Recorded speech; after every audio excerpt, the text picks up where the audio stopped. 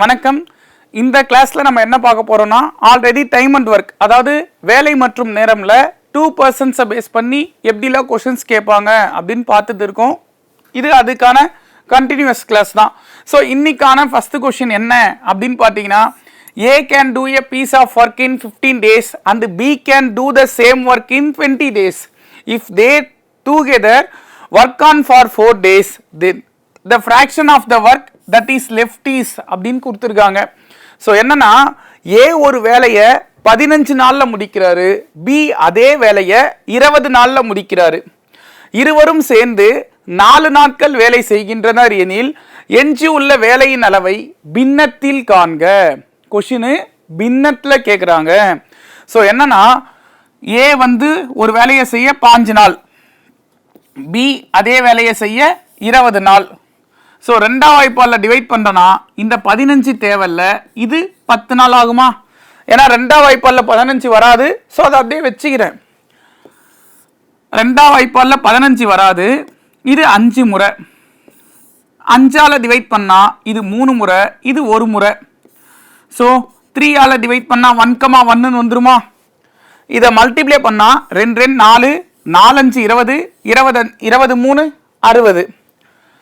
So 60 டே வருதுமா? இந்த 60 units அப்படின்றது தான் மொத்தமாக நான் செய்ய வேண்டிய வேலை. சரியா? அப்போ 60 வேலையை செய்யணும். இந்த 60 வேலையை ஏ கிட்ட கொடுத்தா 15 நாளில் செய்வார், பி கிட்ட கொடுத்தா 20 நாளில் செய்வார். ஏ 15 நாளில் 60 வேலை செய்வார்னா ஒரு நாளைக்கு 4 வேலை செய்வார், கரெக்டா?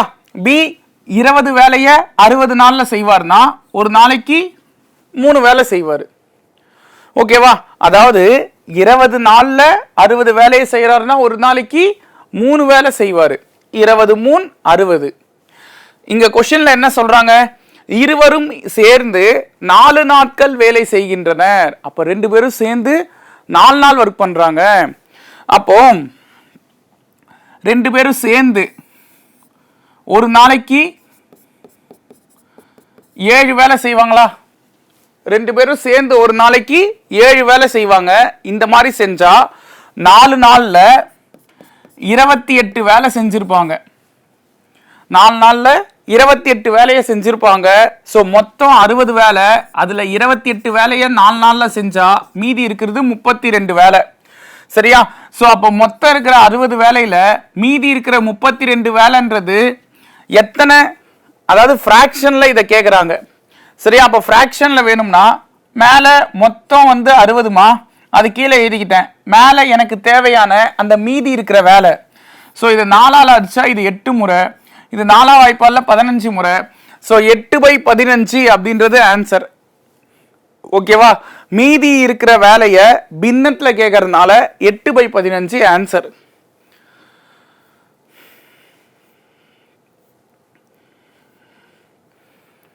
Next, A can do a work in 12 days while B in 15 days. A work alone on the first day and B works alone on the second day. And the same sequence continues. Then in how many days the entire work will be finished? A ஒரு வேலையை 12 நாளும், B அதே வேலையை 15 நாளும் செய்கிறாங்க. A மட்டும் தனியாக first நாளும், B மட்டும் தனியாக 2வது நாளும். ஏன்னா அடுத்தடுத்த நாளில் வேலை செய்கிறாங்க.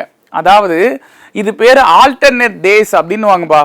ஏ ஃபர்ஸ்ட் நாள் வராரு, ஒரு குறிப்பிட்ட வேலையை செய்கிறாரு, வீட்டுக்கு போயிடுறாரு. பி 2வது நாள் வராரு, ஒரு குறிப்பிட்ட வேலையை செய்கிறாரு, வீட்டுக்கு போயிடுறாரு. மறுபடியும் 3வது நாள் ஏ வராரு, அதே குறிப்பிட்ட வேலையை செய்கிறாரு, வீட்டுக்கு போயிடுறாரு. 4வது நாள் பி வராரு. இதே மாதிரி கண்டினியூஸாக நடக்குதுன்னா அந்த மொத்த வேலையை செய்ய எத்தனை நாள் ஆகும் அப்படின்னு கேட்குறாங்க. சரி பாருங்க, ஏ 12 நாள், பி 5 நாள். இதுக்கு எல்சிஎம் எடுக்கிறேன். ஸோ ரெண்டாம் வாய்ப்பாடில் இது 6 முறை, இது 15 அப்படியே தான் இருக்கும். ரெண்டாம் வாய்ப்பாடில் இது 3 முறை, 15 அப்படியே தான் இருக்கும். 3ஆம் வாய்ப்பாடில் இது 1 முறை, இது 5 முறையா?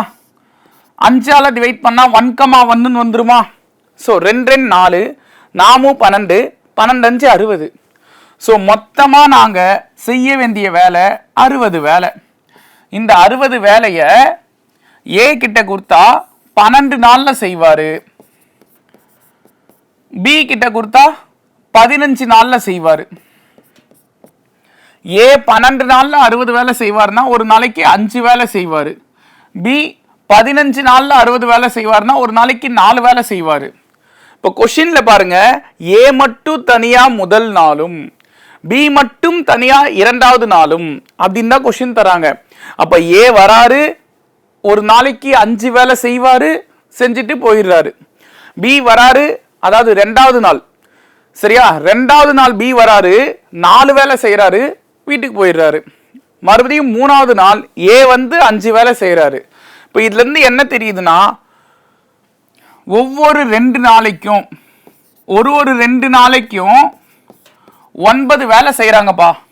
தெளிவா புரிஞ்சுங்க, இது ஒரு நாளைக்கான வேலை இல்ல. ஏ ஃபர்ஸ்ட் நாள் வேலை செய்யிட்டு போயிடுறாரு, பி ரெண்டாவது நாள் தான் வராரு. அப்ப 2 நாளைக்கு தான் 9 வேலை முடியுது. சரியா, எங்கிட்ட மொத்தம் 60 வேலை இருக்கு, 2 நாளைக்கு 9 வேலை முடியுதுன்னா இந்த 60 கிட்ட வர மாதிரி 9 6 54ஆங்க. இங்க 7ன்னு போட்டா 63 ஆயிடும். எனக்கு கிட்ட இருக்கிறதே 60 வேலை தான். சரியா, அதனால 9 6 54ன்னு எடுத்துக்கிறேன். அங்க 6ஆல பெருக்கிறதுனால இங்கேயும் 6ஆல பெருக்கிறேன். ஸோ அப்ப 12 நாள்ல 54 வேலையை முடிச்சிருப்பாங்க. சரியா, இப்ப மீதி இருக்கிறது இன்னும் 60ல 54 வேலை போக மீதி இருக்கிறது 6 நாளாமா. அந்த 6 நாள்ல தெளிவா புரிஞ்சிக்க, மீதி இருக்கிற அந்த 6 வேலைய 13வது நாள் 13th டே யார் தான் வருவாங்க? ஏ தானே வருவாங்க. ஏவோட திறமை என்ன? ஒரு நாளைக்கு 5 வேலை தான் செய்வாரு. அப்ப அந்த 5 வேலையை செய்யிட்டு அவரும் கிளம்பிடுறாரு. 13வது நாள் ஏ வந்து 5 வேலையை செய்யிட்டு அவரும் போயிட்டாரு. அப்ப 13 நாள்ல 59 வேலை முடிஞ்சிருக்கு. மீதி இருக்கிறது இன்னும் ஒரே வேலை. அந்த ஒரு வேலைய யார் தான் செஞ்சாகணும்னா அடுத்த நாள் வர பி தான் செஞ்சாகணும். ஸோ பாருங்க, 13 நாள் ஃபுல்லா முடிஞ்சிருக்கு. சரியா, இப்போ அடுத்த நாள், அதாவது அடுத்த நாள் பி வராருன்னா அவர்கிட்ட மொத்தமா இருக்கிறது 4 வேலை. கரெக்டா, பி ஆல ஒரு நாளைக்கு 4 வேலை செய்ய முடியும். ஆனா அவருக்கு இருக்கிறது மீதி ஒரு வேலை தான். ஸோ 13 1/4 அப்படின்றது ஆன்சர், ஆப்ஷன் பி. ஓகேவா, நெக்ஸ்ட் ஒன்.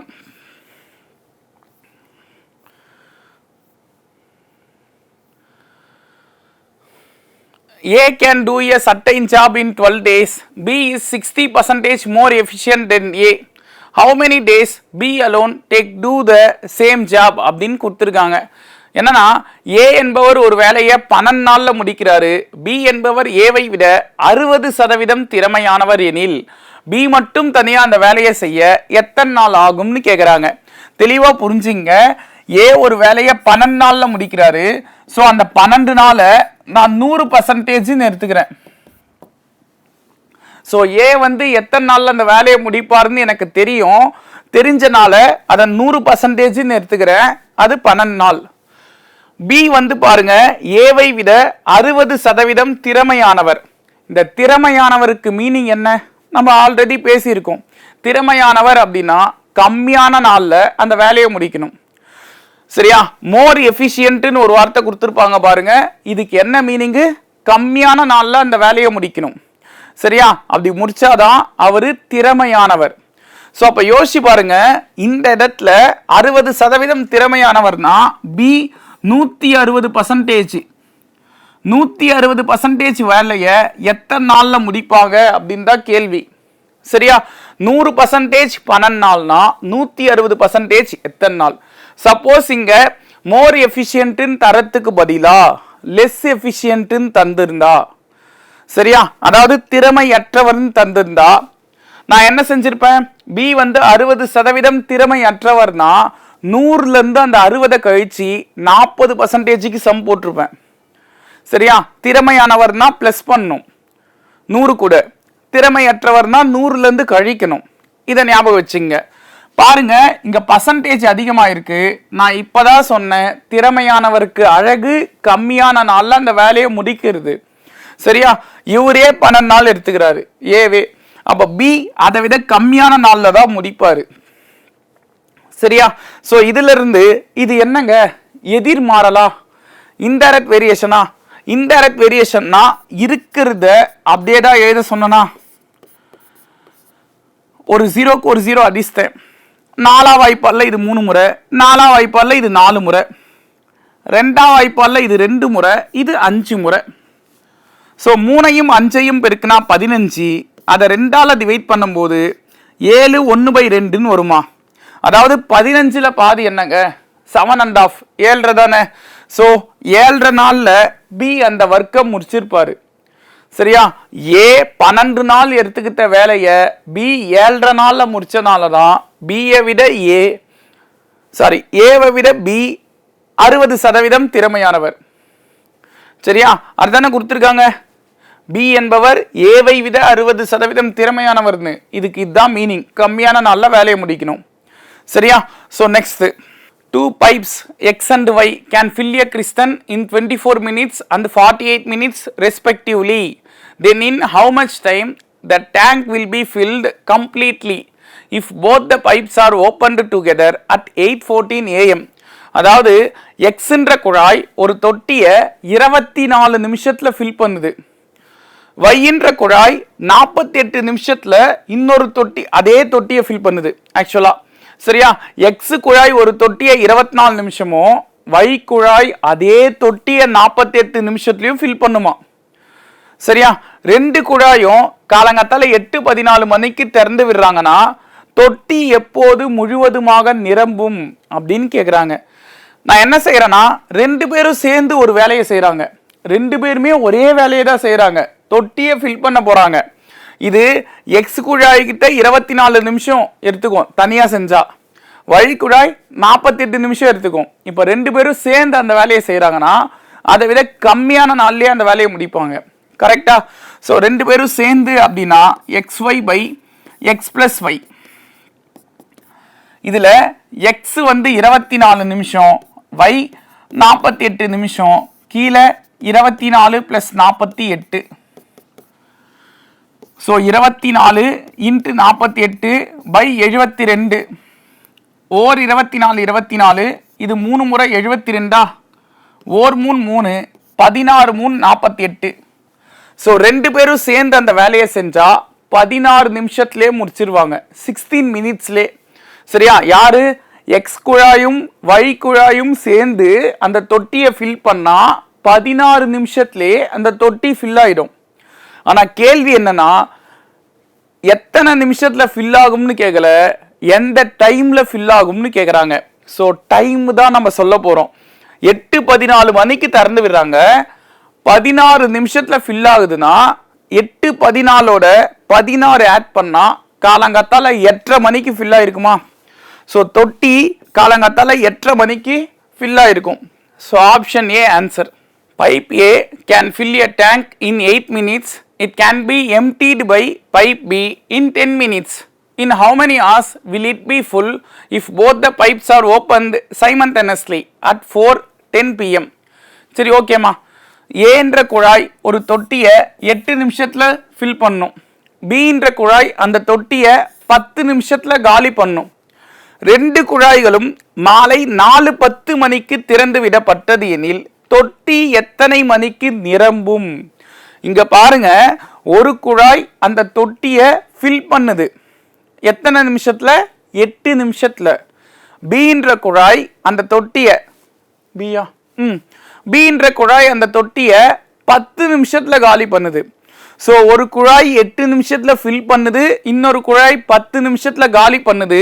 இப்படி இருந்த போதும் அந்த தொட்டி எந்த டைம்ல ஃபில் ஆகும்னு கேக்குறாங்க.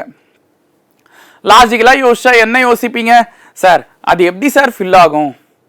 ஒரு குழாய் காலி பண்ணிட்டே இருக்கு, அப்படி இருக்கும்போது தொட்டி எப்படி ஃபில் ஆகும்? இதுதான் நம்ம யோசிப்போம். ஆனா அவங்க டைமிங்ல விளையாடி இருக்காங்க. இங்க பாருங்க, அந்த தொட்டி ஃபில் பண்ண 8 நிமிஷம் போதும், ஆனா அந்த தொட்டியை காலி பண்ண 10 நிமிஷம் தேவை. ஸோ ஒவ்வொரு 2 நிமிஷத்துலயும் அந்த தொட்டி தண்ணி மேலே ஏறிட்டே வரும். சரியா? ஸோ அப்படி ஏறும்போது ஒரு கட்டத்துல அந்த தொட்டி ஃபில் ஆயிருக்கும். அது என்ன டைம்? அதுதான் கேக்குறாங்க. சரியா? இப்போ 2 பேரும் வேற வேற வேலை செய்யறாங்க இல்லைங்க. எக்ஸ் குழாய் தொட்டியை ஃபில் பண்ணுது, Y குழாய் தொட்டியை காலி பண்ணுது. ரெண்டு பேருமே வேற வேற வேலை செஞ்சா xy by x minus y இந்த ஷார்ட்கட்டை எடுத்துக்கங்க. இதுல ஒருத்தர் 8 நிமிஷம், இன்னொருத்தர் 10 நிமிஷமாமா. நான் ஏற்கனவே சொல்லியிருக்கேன், பெரிய நம்பரை எக்ஸுனும் சின்ன நம்பரை வையினும் எடுத்துங்க. ஸோ 10 × 8 by 10 - 8 10 × 8 by 2ன்னு வருமா? ஓர் 2 ஐ 2 10. ஸோ 5ஐயும் 8ஐயும் பெருக்குனா 40ன்னு வரும். அதாவது 40 நிமிஷத்தில் அந்த தொட்டி ஃபில் ஆயிருக்கும். சரியா? 40 நிமிஷத்தில் அந்த தொட்டி ஃபில் ஆயிருக்கும். கொஷினில் நல்லா புரிஞ்சுங்க. 2 குழாயும் மாலை 4:10 மணிக்கு திறந்து விடுறாங்க. சரியா? அப்படி திறந்து விட்டா தொட்டி எப்போ ஃபில் ஆகும்னு கேட்குறாங்க. 4:10க்கு திறந்து விடுறாங்க. 40 நிமிஷம் கழிச்சு ஃபில் ஆகுதுன்னா டைம் இப்போ 4:50 இருக்குமா? சரியா? ஸோ 4:50 PM அப்படின்றது ஆன்சர். ஓகேங்களா? Next one. 6 women or 8 men can construct a room in 86 days. How long will it take for 7 women and 5 men to do the same type of room? அப்படின்னு கொடுத்துருக்காங்க. 6 பெண்கள் அல்லது 8 ஆண்கள் ஒரு அறையை 86 நாட்களில் கட்டி முடிப்பர். அது போன்ற அறையை 7 பெண்கள் மற்றும் 5 ஆண்கள் கட்டி முடிக்க எத்தனை நாட்கள் ஆகும் அப்படின்னு கேட்குறாங்க. இந்த மாதிரி கொஷின் கொடுத்தா இது ஆர் பேஸ்டு சம் அல்லது பேஸ் பண்ண சம். சரியா? இப்படி கொடுத்தா இந்த ஷார்ட்கட் ஞாபகம் வச்சுங்க. NAB divided by BC + AD. இதில் என்னன்றது யாரு சார்? இந்த ஒரே ஒரு டேஸ் தராங்கல்லங்க, இது N. 86 நாள்னு கொடுத்துருக்காங்கல்ல, அது N. இது A, இது B, இது C, இது D. ஸோ லைனாக எடுத்துங்க. இந்த ABCDயை லைனாக எடுத்துங்க. 86 நாள்ன்றது N. சரியா? So 86 × A 6, B 8 by BC அப்படின்னும் போது பியையும் சியையும் பெருக்குங்க. 8ஐயும் 7ஐயும் பெருக்குனா 56 பிளஸ் AD அப்படின்னும் போது ஏவையும் டியையும் பெருக்குங்க. 6 5 அப்படின்னும் போது 30. ஸோ அப்போ 86 × 6 × 8 by 86.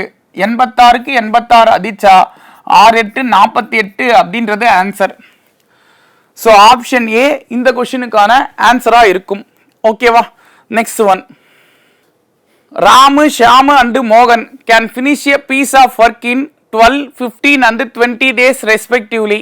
In how many days they together can finish it completely அப்படின்னு கேட்குறாங்க. ஸோ 3 பேரும் சேர்ந்து அந்த வேலையை எத்தனை நாளில் முடிப்பாங்கன்னு கேட்குறாங்க. இதுக்கு 1/A + B + C = 1/A + 1/B + 1/C. 3 பேருன்றனால 3 பேரும் ப்ளஸில் தலைக்கீழாக எழுதிக்கிறேன். சரியா? ஸோ அப்போது 1/12 + 1/15 + 1/20. இதுக்கு LCM எடுத்தா 60பா. நம்ம ஆல்ரெடி பார்த்த அதே விஷயம்தான். LCM 60. 12ஆம் வாய்ப்பால் 60 5 முறையா? அந்த 5ஆல் அதுக்கு மேலே இருக்கிற 1 பெருக்குனா 5 தான். 15ஆம் வாய்ப்பால் 60 4 முறை. அந்த 4ஆல் 1 பெருக்குனா 4 தான். 20ஆம் வாய்ப்பால் 60 3 முறையா? ஸோ 12/60ன்னு வரும். இதை அடிச்சா 1/5பா. சரியா? So 1/A + B + C answer 1/5. எனக்கு தேவை A + B + C ஆன்சர் என்னன்னு இதை தலைக்கீழா மாற்றும் போது அதையும் தலைக்கீழா மாற்றுங்க. ஸோ 5 days அப்படின்றது ஆன்சர். 3 பேரும் சேர்ந்து அந்த வேலையை 5 நாளில் முடிப்பாங்க. A and B together complete a work in 10 days. B and C together do in 20 days, while C and A together complete the same work in 60 days. Then in how many days will the work complete when all the 3 work together? So இங்கேயும் 3 பேரும் சேர்ந்து அந்த வேலையை எத்தனை நாளில் செய்வாங்கன்னு தான் கேட்குறாங்க. ஸோ 3 பேரும் சேர்ந்து அப்படின்றனால இதை 1/10 + 1/20 + 1/60 இந்த மாதிரி எடுத்துக்கிட்டேன் டைரக்டா. சரியா? இதில் முக்கியமான விஷயம், இங்கே AB, BC, CA அப்படின்னு பேராக கொடுத்துருக்காங்களா? அப்படி பேரா கொடுக்கும்போது ஏ 2 முறை வராங்க, பியும் 2 முறை வராங்க, சியும் 2 முறை வராங்க. ஸோ எல்லாரும் 2 முறை வரனால எனக்கு ஒரு முறை வரதை வச்சு தான் ஆன்சர் தேவை. அதனால ஒரு 2ஆல டிவைட் பண்ணிக்கிறேன். சரியா? ஸோ இது வரைக்கும் போட்டிங்கன்னா இதுக்கு ஆன்சர் வந்துடும். ஸோ பாருங்க 1/2, இங்கேயும் எல்சிஎம் 60, 10ஆம் வாய்ப்பால் 60 6 முறை, 20ஆம் வாய்ப்பால் 60 3 முறை, அந்த 3ஆல 1 பெருக்குனா 3 தான். 60ல் 60 ஒரு முறையா? ஸோ 1/2 இன்ட்டு 10/60மா, 0க்கு 0 அடிச்சிட்டேன். 1 1 2 12. ஸோ 3 பேரும் சேர்ந்து அந்த வேலையை 12 நாளில் முடிப்பாங்க. சரியா? 12 நாள், ஏன்னா இது 1/2ன்னு வந்திருக்கு, தலைக்கீழா மாற்றினா 12 நாள் அப்படின்றது answer. So next one, 3 men A, B and C can complete a work in 10, 15, 30 days respectively. A and B work together for 3 days. Then A leaves and C joins. In how many days can B and C finish the remaining work அப்படின்னு கொடுத்துருக்காங்க. அதாவது இந்த கொஸ்டினை பொறுத்த வரைக்கும் அந்த 3 பேர் 10, 15, 30 இதுக்கு எல்சிஎம் எடுங்க. எல்சிஎம் வந்து 30ன்னு வரும்பா. சரியா? இதுக்கும் நான் ஷார்ட்கட் சொல்லியிருக்கேன். எத்தனை நம்பர் கொடுத்தாலும் சரி அந்த பெரிய நம்பரை பாருங்க, மீதி இருக்கிற நம்பர் எல்லாமே அந்த பெரிய நம்பரை டிவைட் பண்ணுதுன்னா அந்த பெரிய நம்பர் தான் எல்சிஎம். 10ஆம் வாய்ப்பால்ல 30 வரும், 15ஆம் வாய்ப்பால்ல 30 வரும். ஸோ அப்போ எல்சிஎம் 30. எல்சிஎம் 30. சரியா? ஸோ 10ஆம் வாய்ப்பால்ல 30 வந்து 3 முறை வருமா? 15ஆம் வாய்ப்பால்ல 30 2 முறை வரும். சரியா? நெக்ஸ்ட் 30ஆம் வாய்ப்பால்ல 30 ஒரு முறை வரும். ஸோ இது வரைக்கும் காமன் தான். இதுக்கப்புறம் சம் என்ன கேட்குறாங்கன்னு பாருங்க. ஏவும் பியும் 3 நாட்களுக்கு வேலை செய்து, ஏவும் பியும் சேர்ந்து 3 நாள் வேலை செய்கிறாங்க.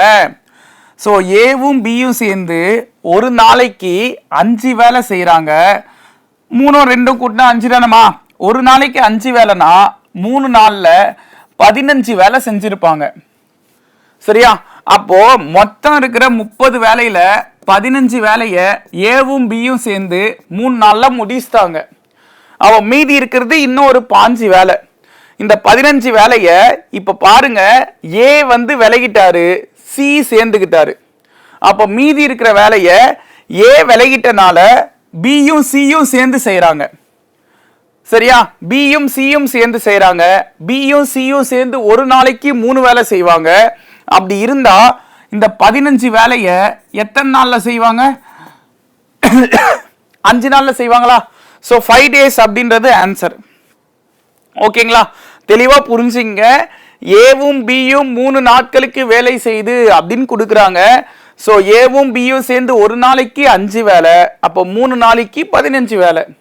இந்த 15 வேலையை செய்யிட்டு ஏ அந்த வேலையை விட்டு நின்றுடுறாரு. அப்போ 30ல் 15 வேலையை முடிச்சிட்டாங்கன்னா மீதி இருக்கிறது இன்னும் 15 வேலை. அந்த 15 வேலை இருக்கும்போது பி கூட சியும் ஜாயின் பண்ணிக்கிட்டாரு. சரியா? சி ஜாயின் பண்ணிக்கிட்டாரு. அப்போ மீதி இருக்கிற வேலையை பியும் சியும் சேர்ந்துடா செஞ்சாகணும். பியும் சியும் சேர்ந்து ஒரு நாளைக்கு 3 வேலை செய்வாங்க. அப்போ அந்த 15 வேலையை 5 நாளில் செஞ்சிருப்பாங்க. Next, A alone can do a work in 10 days and B alone in 15 days.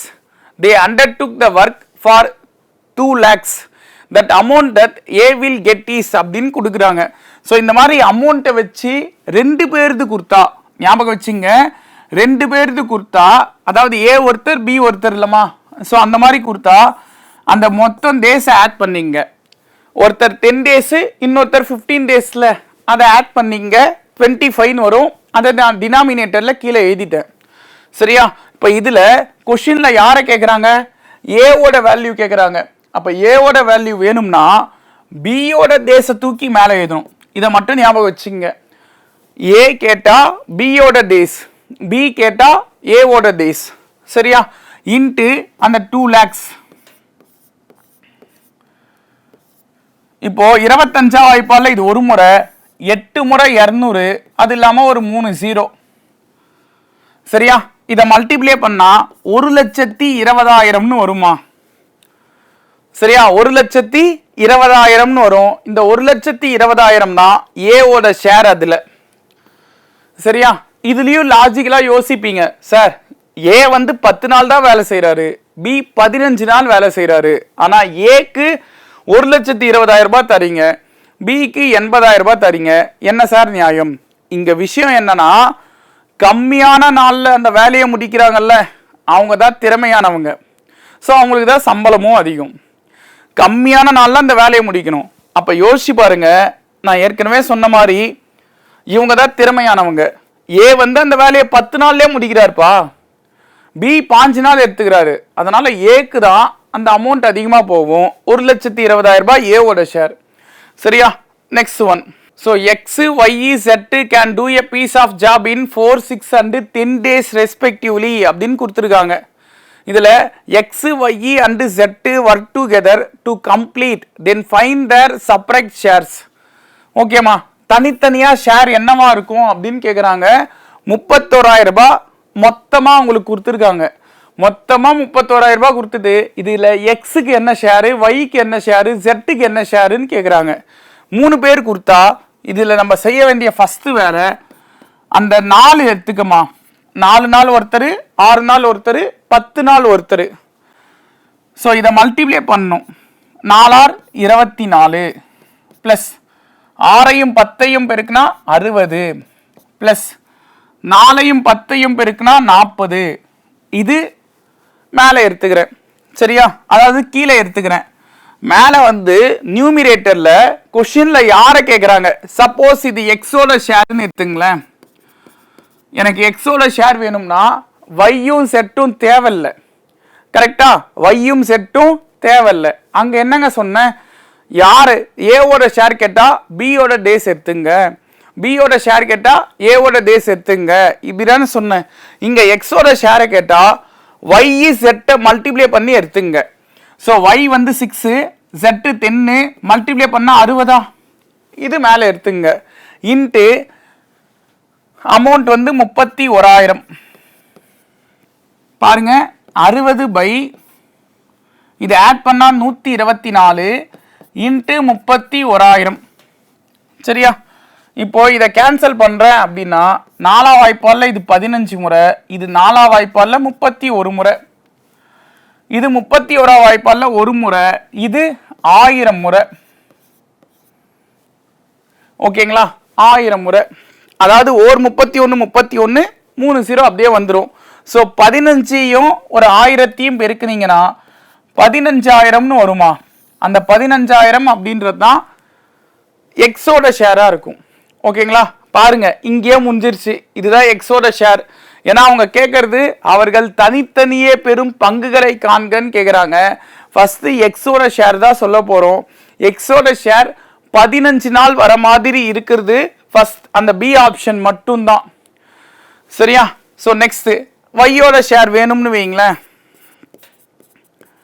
எனக்கு ஒய்யோட ஷேர் வேணும்னா இங்கேயும் என்ன செய்வேன், கீழே 124 நாள் அப்படியே எடுத்துப்பேன். மேலே யாரு தேவை, ஒய் தேவை. அப்போ எக்ஸையும் செட்டையும் மல்டிப்ளை பண்ணுங்க. எக்ஸையும் செட்டையும் மல்டிப்ளை பண்ணா 40 இல்லைங்க. ஸோ 40 இன்ட்டு அந்த 31,000. 4ஆம் வாய்ப்பால் இது 10 முறை, இது 31 முறையா? 31ஆம் வாய்ப்பால் இது 1 முறை, இது 1000 முறை. ஸோ 10ஐயும் 1000ஐயும் பெருக்குனா 10,000ன்னு வருமாமா? இது ஒய் ஷேர். ஸோ இதுதான் ஒய்யோட ஷேர். அப்போ சப்போஸ் செட்டோட ஷேர் வேணும் அப்படின்னா செட்டோட ஷேருக்கு என்ன செய்வீங்க, எனக்கு கீழே 124 தான், மேலே வந்து கொஷின்ல பாருங்க செட்டு வேணும். அப்போ எக்ஸையும் ஒய்யையும் பெருக்குவீங்களா? 4 ஆர் 24 இன்ட்டு 31,000. ஸோ இங்கேயும் இது 6 முறை, இது 31 முறை, இது 1 முறை, இது 1000 முறை. ஸோ மல்டிப்ளை பண்ணீங்கன்னா 6000 அப்படின்னு வருமா? சரியா? ஸோ இந்த 6000 அப்படின்றது ஜெட்டோட ஷேரு. இங்கேயும் நான் லாஸ்ட் கொஸ்டின்ல சொன்ன மாதிரி யார் கம்மியான நாள் எடுத்துக்கிறாங்களோ அவங்களுக்கு தான் அமௌண்ட் அதிகமாக போகும். நீங்கள் அதை வச்சு யோசிச்சிங்கனாலே ஆப்ஷன் பி ஆன்சர்னு சொல்லலாம். அதே போல யாராவது 2 பேரை கண்டுபிடிச்சாலே போதும், இன்னொருத்தர் என்னன்னு சொல்லிடலாம். இதுல எக்ஸ் வந்து 5000, y வந்து 10000. அப்போ இது ரெண்டையும் ஆட் பண்ணா 25000. 31000ல 25000 எக்ஸுக்கும் வைக்கும் போதுன்னா செட்டுக்கு மீதி இருக்கிற 6000 போகுது. சரியா? ஸோ எப்படி பார்த்தாலும் ஆன்சர் வந்துடும். இதுல ஆப்ஷன் பி ஆன்சர். ஓகேங்களா? இதோட டைம் அண்ட் ஒர்க்கு முடியுது. நெக்ஸ்ட் இன்னொரு வீடியோவில் சந்திக்கலாம். நன்றிகள் பல.